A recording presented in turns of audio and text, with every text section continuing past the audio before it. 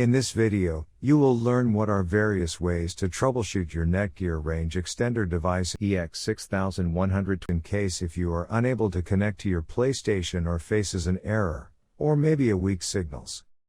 The first thing that you can do is try rebooting your Netgear Range Extender and your router. Second, if this does not solve the problem, then try factory resetting your Netgear Range Extender. Or set up your Netgear Range Extender again. The third thing that you can do is make sure that you are using the latest firmware version on your Netgear Range Extender. If you do not know how to update firmware, watch one of our videos on it. In case if you are still facing any issue with your Netgear Range Extender device, get in touch with our Netgear Range Extender experts for instant solutions.